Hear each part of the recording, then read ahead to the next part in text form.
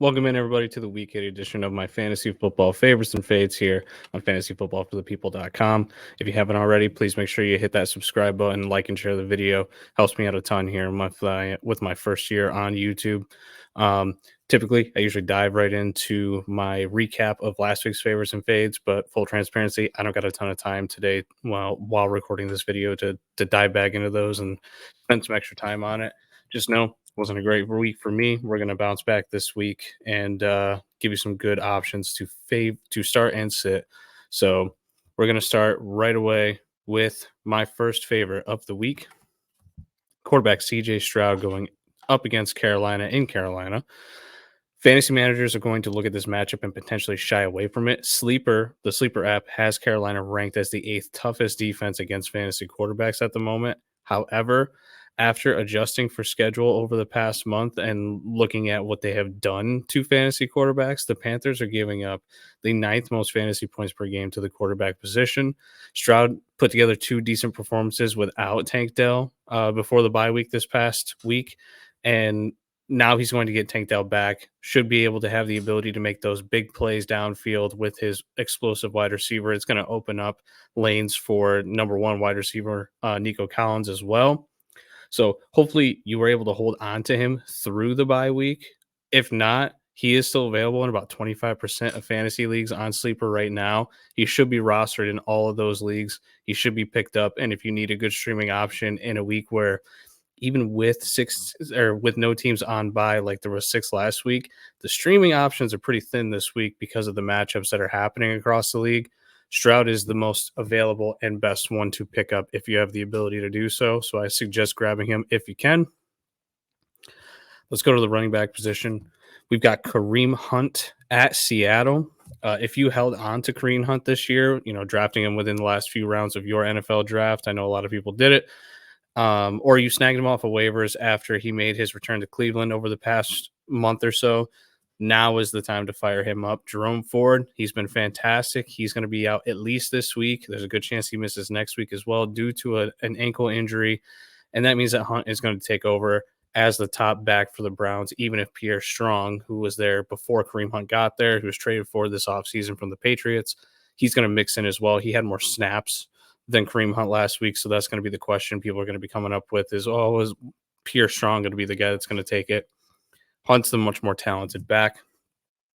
Hunt has been a top 12 running back over the past 2 weeks for fantasy, and that's while playing fewer than 40% of snaps both weeks. 1 week, he was only in 25% of snaps. When he's in, he's getting the ball. That's why his snap share hasn't really mattered as much. He's double-digit touches both of the past 2 weeks. Now, the problem here is Seattle isn't a great matchup for fantasy purposes. However, over the past month, once you adjust for schedule, they rank more middle of the pack against fantasy running backs. And last week, they let Emery DeMarcado, who everyone had completely given up on, he averaged 4.5 yards per carry. He had 13 or 15 carries last week against them. So with a running back the caliber of Hunt going up against Seattle this week, no real competition for touches. He's been able to find the end zone. He's used in the passing game. I want every team that has Hunt on it to be able to start him this week. I've got him in a ton of lineups. I think he's a great option. Moving on to the next pair of running backs for my favorites of the week, we've got Chuba Hubbard and Miles Sanders going up against Houston. With Miles Sanders returning from his shoulder injury and the offensive play calling being shifted away from head coach Frank Reich to the offensive coordinator, there's going to be some hesitancy to stay, with Chuba Hubbard, who was hot last week, and stay away from Sanders, who's been struggling. However, even in a week where there's no teams on bye, I think both of these guys have solid flex value purely based on the matchup that they have going up against Houston. The Texans allow the 9th most fantasy points per game to fantasy running backs over the past month. Hubbard has been great so far. He's averaging 4.5 yards per carry on the season. And last week, he finished as a top 10 running back. He had nearly 100 yards, touchdown. He was fantastic in relief of Miles Sanders. Sanders has struggled this year. There's no doubt about that. That can't be hidden. I think he's got 3.2 yards per carry, somewhere around that range. But he's also been playing through a groin injury, and then the shoulder injury popped up a couple weeks ago before the bye week. So Now that he's at 100%, I mean, full participation on a Wednesday practice right out of the bye is a pretty evident sign that he's ready to go at 100%. I think that he is now a flexible option. This team paid him. He's still going to be the starter no matter how good Chuba has been. So even in a committee with both of these guys, I think they both find a way to produce this week against the Houston Texans defense. And then we're going to have to kind of sift through moving forward which one is the better option to start if the matchup isn't so good like it is against Houston. For me personally, I got Hubbard ranked a little bit higher this week. I think they're going to use him a little bit more with the Sanders returning his first week back. They probably won't give him a full allotment of snaps like they normally would if he was 100% healthy. I think that both can still be played, though. Hubbard has the top 24 upside. I think Sanders is a flex option with the chance at a touchdown this week. So if you have to, you can fire him up as well. But Hubbard is the guy that I like most out of this pair. We're going to go to the wide receiver position. DJ Moore going up against the Chargers in Los Angeles. So the story with Tyson Bagent, the backup for the Bears, it's fantastic. I love it. But even in a week where Moore had 9 targets last week when Bagent was the starter, he was just the wide receiver 28 overall, and he gained only 54 yards through the air. Lots of low dink and dunk stuff, and he's got to find a way to break tackles to make something happen, and it just didn't happen last week. However, that was against the Las Vegas defense that has been shutting down wide receivers on a regular basis over the past month. Now he gets to go up against an LA defense who is allowing the most fantasy points per game to the wide receiver position over the past 4 weeks. That's good for Bagent. That's great for DJ Moore. Moore has at least 8 targets over the past 4 weeks, so it doesn't matter who's under center. If it's Bagent or if it's Justin Fields, he's finding a way to get the targets that he needs. This is a great chance for him to be able to find the end zone against the Los Angeles Chargers, even with Fields on the shelf at the moment. So don't shy away from him this week. There's no reason to move away. I know there's going to be some hesitancy. The target share is great. We're going to follow that. Play DJ Moore this week. I think he has a chance to hit the top 15, especially if he can find his way into the end zone. Let's go to the second wide receiver star of the week, DeVonta Smith at Washington, a perennial must start pretty much every week of the season last year. It's been a rough year for DeVonta Smith fantasy managers. I should know I'm one of them in plenty of dynasty leagues and plenty of redraft leagues as well. We are watching weekly A.J. Brown dominate against defenses while Smith struggles to find a way to get things going. With that said, I'm putting my faith in him one last time before I'm going to hit the major panic button, try and sell him all that fun stuff.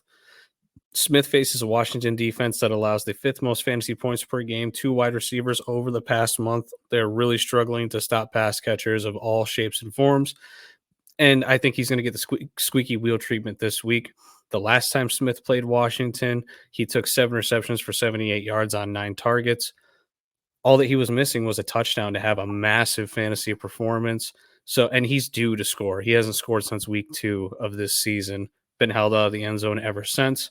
Smith is a great player.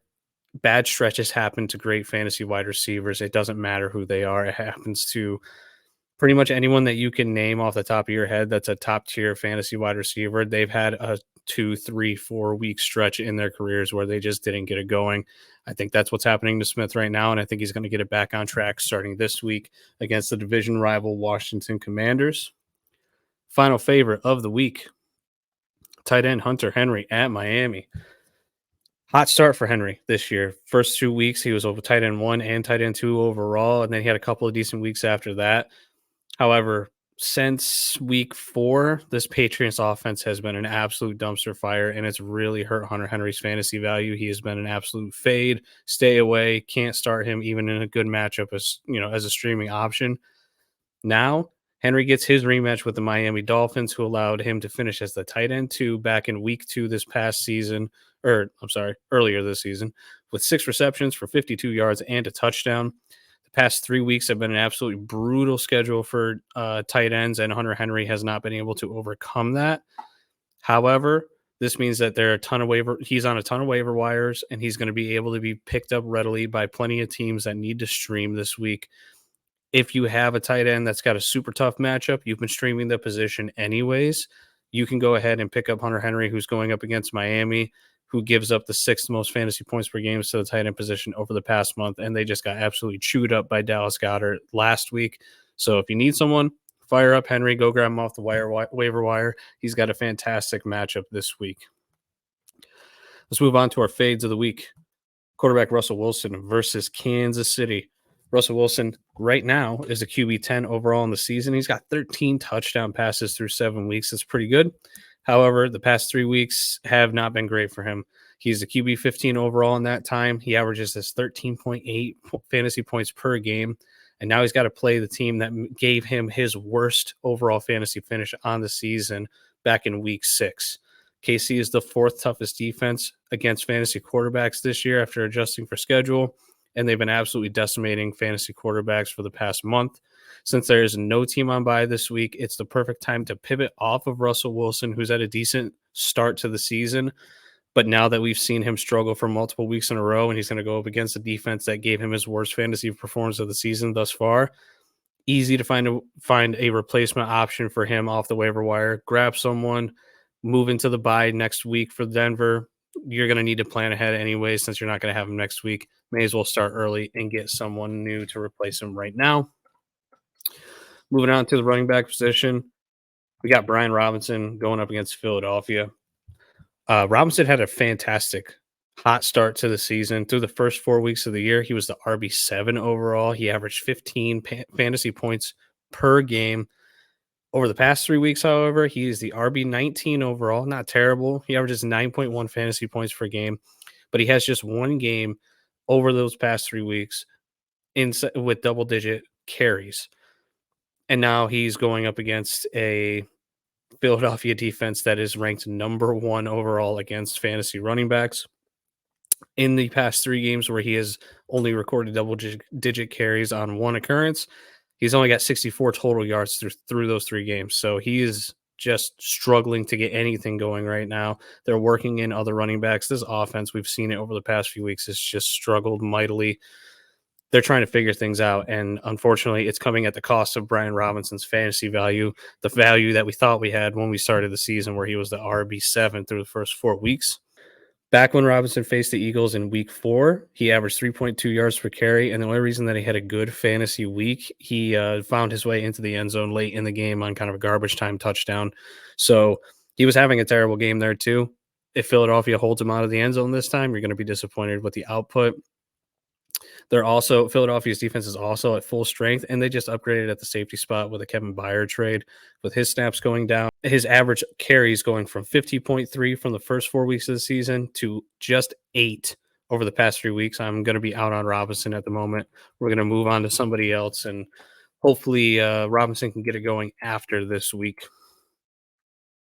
Let's go to the Denver running backs. My next phase of the week, both Javonte Williams and Jaleel McLaughlin going up against KC. Split between these two has not been so even as we thought it was going to be over the past few weeks. Williams has started to take over as the clear lead back, while McLaughlin, mixes in. McLaughlin still looks like he has the most juice out of both of these backs, but Williams is starting to be further removed from his injury, and he's taking back his job.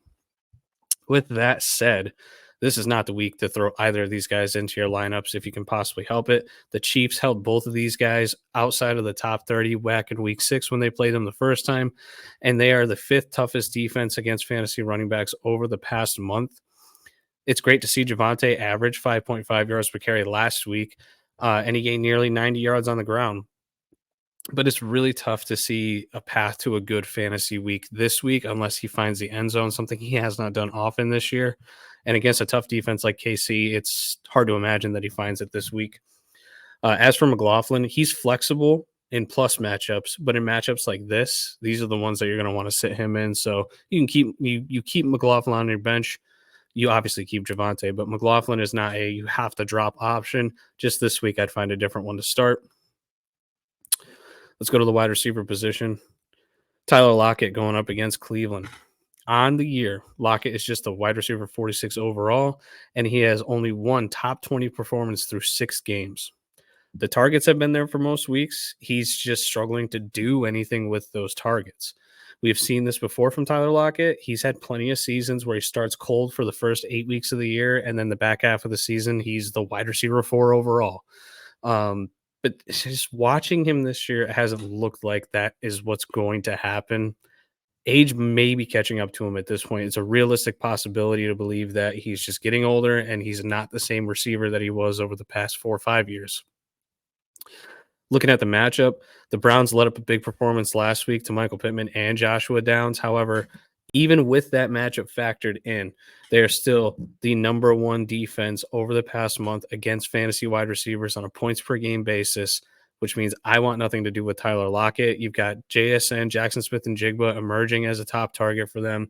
DK Metcalf is going to make his return this week. That's two more targets to take away the targets from Tyler Lockett. So for now, and even the foreseeable future, I'm finding a way to bench Tyler Lockett until he can show me a game, maybe 2 games in a row where he can give me a really good or decent fantasy output before I'm just chucking him back into my lineups without thinking about it. Let's go to Giants wide receiver Wan'Dale Robinson going up against the Jets this week. The reason Robinson is here is he was the hottest waiver wire pickup at the wide receiver position in a ton of leagues last week, and people are going to want to continue to start him. He's had a great target share since returning from injury. Problem is, last week in the win over the Commanders, he had just 2 targets. He wasn't a real factor in this offense, and now he's going to face a Jets defense that allows the fewest fantasy points per game to wide receivers over the past 4 weeks. Hold on to him. You obviously hold on to Wan'Dale. He could become the number 1 wide receiver target in this offense. And if Daniel Jones' injury is as serious as it sounds, we really don't know when he's going to come back from it. Tyrod Taylor makes this offense better in terms of a passing attack. So as long as he's under center, you have the chance to flex Wan'Dale. This week, though, find a way to put him on your bench. You should have plenty of other options to turn to this week other than Wan'Dale. So let's see if we can do that. Final fade of the week. 2 tight ends, Kyle Pitts and Jonnu Smith, same team going up against Tennessee. Both Pitts and Jonnu Smith have been great fantasy options as of late. They're splitting snaps pretty much down the middle, about 55 each week for Kyle Pitts over the past 3 weeks, and then 45 for Jonnu Smith. Even with that, they're still finding a way to produce. However, last week, first week in the past 3, that Pitts had just 3 receptions and he finished outside the top 15. That was against the Tampa Bay defense that ranked top 10 against tight ends. And now he's going up against another defense in Tennessee that is ranked 7th against tight ends in points per game over the past month. When it comes to a tight end inside of a timeshare, even, especially, I should say, that does not bode well for fantasy purposes. Going up against a defense that's really stifling the position. Pitts is obviously startable any week of the season, but expectations need to be managed if you do throw him out there. And then looking at Jonnu Smith, I'm fine firing up in plus matchups this year. I think he's been solid as a streaming option, even with Pitts doing well. But going up against a top 10 defense against the tight end position, I'm looking elsewhere. There are other options like Hunter Henry, Jake Ferguson, highly available waiver wire options that you can pivot to over top of someone like Jonnu Smith this week and look at him down the road in a better matchup. That's going to do it, guys. Again, sorry for the shorter video this week and no recap, but I just got a lot going on, so I got to speed these things up. If you can, make sure that you catch our Thursday live show at 5 p.m. EST. My brother Matt and I will answer your fantasy questions live, whether you've got start sits or trade questions, anything like that. We will answer them live on the show there. You can go to my Twitter at FFTP. If you have any questions, you can DM me on Twitter. You can also go to Facebook for Fantasy Football for the People. And you can find me on different apps like LinkedIn and stuff like that with the at FFTP moniker. And then TikTok, all these videos that I do here on Saturdays, I cut them up and put the shorter versions out on TikTok and even here on YouTube. So if you want to check out the shorter versions, go check out TikTok. I do other videos during the week there as well that don't show up on YouTube. So go check those out. Thank you, everybody, so much for watching, and we will see you next time.